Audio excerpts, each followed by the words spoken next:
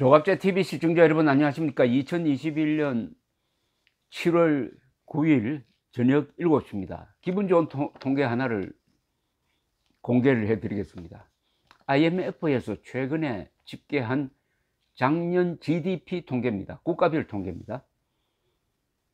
국가별 통계를 내는 GDP 통계를 내는 기준이 두 가지입니다. 하나는 환율로 내는 것과 하나는 구매력으로 내는 기준이 있습니다. 지금 제가 말씀드리는 것은 환율을 기준으로 한 GDP입니다. GDP 랭킹에서 한국이 2019년보다 두 단계를 뛰어가지고 10등이 됐다는 이야기입니다. 세계 10등입니다. 한 200개 나라 중에서 세계 10등 되는 한국, 대단한 거 아닙니까? 대단한 거 아닙니까? 분단된 나라, 10만 평방킬로미터밖에 안 되는 국토를 가지고 5천만 명이 세계 10번째 가는 경제력을 지금 생산하고 있다. 매년 생산하고 있다. 더구나 이 코로나 사태에도 불구하고 다른 나라도 다 어려웠지만은 한국이 그래도 잘 견뎌냈다. 이 눈물겨운 이야기입니다. 사실 우리 국민들이 뭐 불평도 많이 하고 갈등도 있지만은 그래도 세계적으로 딱 비교를 하면은 지금 진행되고 있는 코로나 사태를 가장 잘 극복하고 있는 나라가 되었다. 그래서 랭킹이 12등에서 10등으로 올라갔다. 그 대신 우리 앞에 있었던 두 나라 브라질과 러시아는 우리 뒤로 갔다. 브라질 세계에서 국토가 5번째, 인구가 약 2억. 러시아는 세계에서 국토가 가장 넓고 인구도 한 1억 한 3천만 되는 두 나라를 제치고 올라갔다. 대단한 나라입니다. 흔히 한국 사람들은 세계에서 일본을 우습게 보는 유일한 민족이다 이렇게 이야기합니다. 그런데 요사이는 한국을 우습게 보는 유일한 사람들은 바로 한국인이다. 한국인의 저력을 한국인들이 가장 잘 모른다 이런 이야기죠. 2020년 GDP 통계에서 1등은 물론 미국입니다. 미국 20조 9,300억 달러입니다. 20조 9,300억 달러. 2등은 중국입니다. 14조 7,200억 달러입니다. 3등이 일본입니다. 5조 4,900억 달러입니다. 4등이 독일입니다. 3조 8천억 달러입니다. 요 네 나라가 빅4입니다. 미국, 중국, 일본, 독일이 빅4입니다. 그럼 5번째 되는 나라는 영국입니다. 2조 7,100억 달러. 그 다음에 6등이 인도입니다. 인도가 2조 7,100억 달러. 2조 7,100억 달러. 7등이 프랑스입니다. 2조 6천억 달러. 8등이 이탈리아입니다. 1조 8,800억 달러. 9등이 캐나다입니다. 1조 6,400억 달러. 10등이 한국입니다. 10등이 한국. 참 대단한 나라입니다. 한국은 1조 6,300억 달러. 1조 6,300억 달러. 이렇게 됐습니다. 자, 이렇게 지금 순위를 보면은 여러분들 어떻게 생각하십니까? 일본을 우습게 볼 수가 있겠습니까? 일본과 독일이 항상 비교가 되는데요. 여러 가지 점에서 일본, 독일이 비교가 됩니다. 두 나라가 다 2차 세계대전 때 전쟁을 일으킨 전범 국가고 두 나라 다 제조업을 발전시키고 두 나라 다 법치를 먼저 발전시키고 민주주의보다 그 뒤에 민주주의를 얹었는데 또 이 상무 정신이 강한 규율이 강한 두 나라가 항상 비교가 됩니다. 그런데 제가 묻습니다. 독일 국토와 일본 국토가 어느 것이 큽니까? 라고 물으면 대부분이 독일 국토가 더 큽니다고 하는데 사실은 일본이 독일보다 더 넓어요. 인구는 일본은 더 많습니다. 독일이 약 8천만, 일본은 1억 2천만 명이죠. 조금 줄고 있습니다. 이래 되니까 경제력도 일본이 독일보다 큽니다.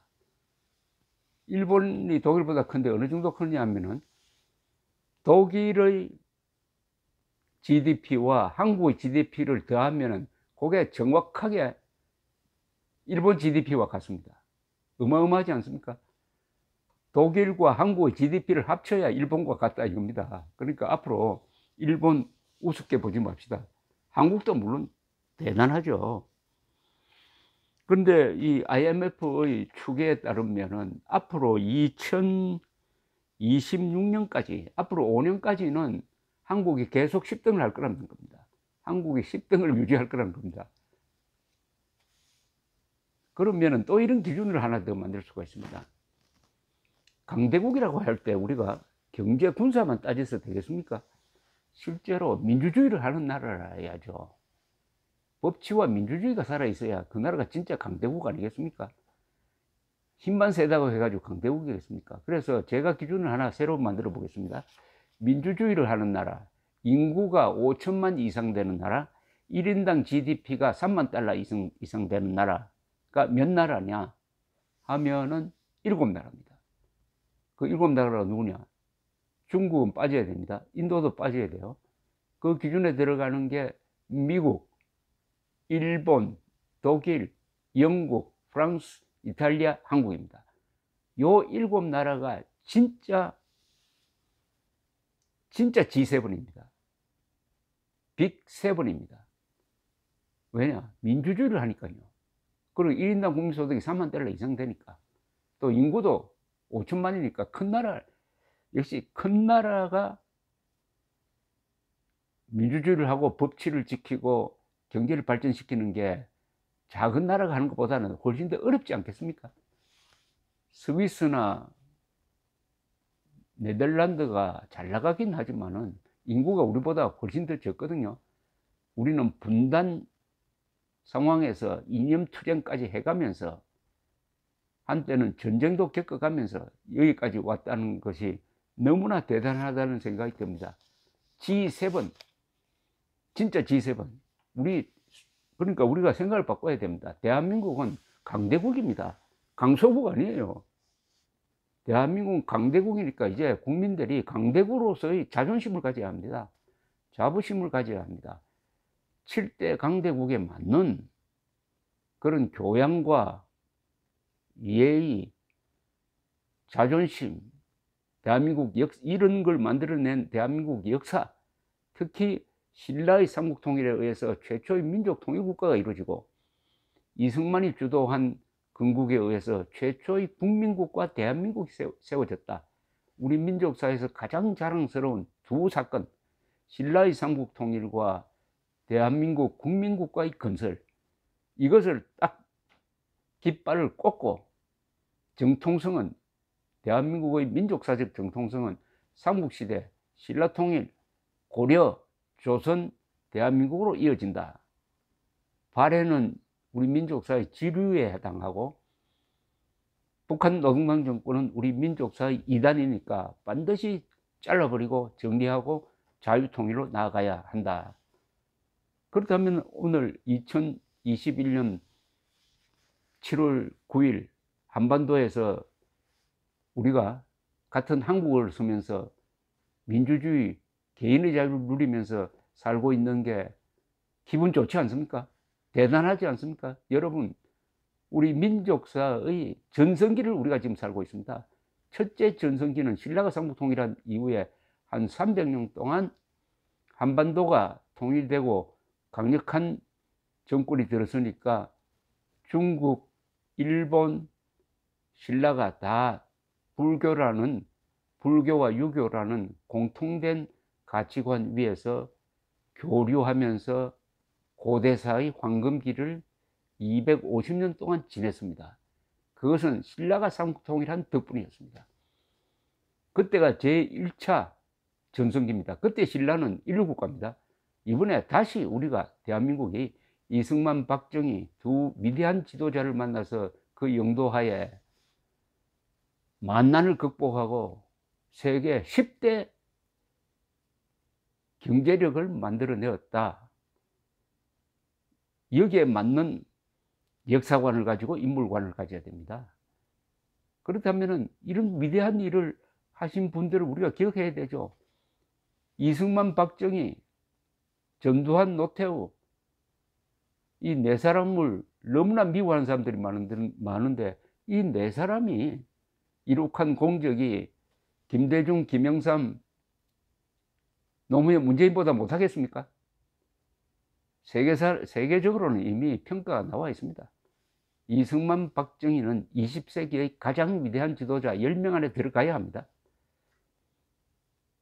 이렇게 생각하면 좀 높은 데서 밑으로 내려다 볼 수가 있습니다. 이 좌익들하고 싸우려면 같은 수준에서 싸우면 이게 아주 더티한 싸움이 됩니다. 그러나 우리는 위에서 내려다 봐야 합니다. 이런 문명 건설에서 빠져가지고 불평불만을 하던 그자들이 정권 잡아가지고 이런 위대한 대한민국의 문명 건설을 깎아내리려고 하지만은 그게 잘 되겠느냐 이겁니다. 깎아내리다가 힘이 지쳐가지고 결국 내년 3월 9일 쓰레기 대청소 날에 쓰레기통으로 들어가게 될 것입니다. 감사합니다.